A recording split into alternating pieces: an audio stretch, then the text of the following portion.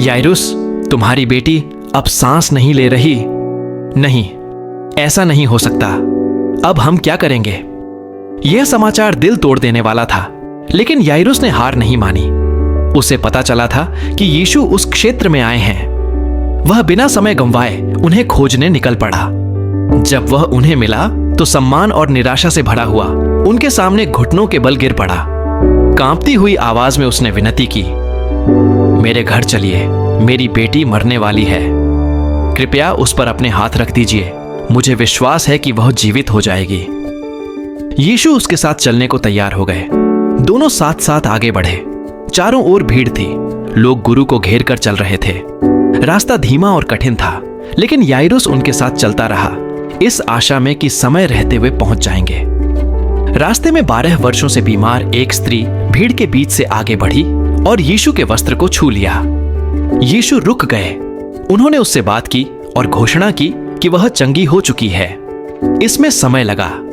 याइरुस चुपचाप सब देखता रहा, यह सोचते हुए कि कहीं उसकी बेटी के लिए देर न हो जाए। तभी जब यीशु अभी बात कर ही रहे थे, याइरुस के घर से संदेशवाहक आए। उनके चेहरों पर आंसू थे। उन्होंने सीधे कहा, तुम्हारी बेटी मर चुकी है, अब गुरु को परेशान मत करो। यह वज्रपात जैसा था, लेकिन यीशु ने याइरुस की ओर देखा और शांति से कहा, डरो मत, केवल विश्वास रख। उन शब्दों के साथ वे घर की ओर बढ़े। घर पहुंचने पर चारों ओर रोना पीटना था। लोग जोर जोर से विलाप कर रहे थे। शोक और अंधकार से घर भरा हुआ था। यीशु ने कहा, तुम क्यों रोते हो? लड़की मरी नहीं है, वह सो रही है। लोग उन पर हंसने लगे। किसी ने विश्वास नहीं किया। तब यीशु ने सबको बाहर भेज दिया। केवल लड़की के माता पिता और अपने 3 शिष्यों के साथ वे कमरे में गए। कमरे में गहरा सन्नाटा था। यीशु ने बिस्तर के पास जाकर लड़की का हाथ थामा और दिव्य अधिकार से कहा, तलीता कुमी, अर्थात लड़की, मैं तुझसे कहता हूं, उठ। उसी क्षण लड़की उठ खड़ी हुई।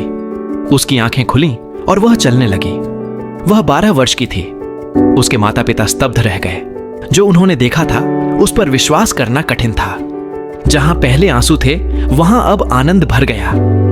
यीशु ने उनसे कहा कि इस बात को किसी से न कहें और लड़की को खाने के लिए दें, यह दिखाते हुए कि चमत्कार के बाद भी वह उसकी पूरी देखभाल करते हैं। जो घर पहले शोक से भरा था वह अब फिर से जीवन से भर गया और याइरुस समझ गया।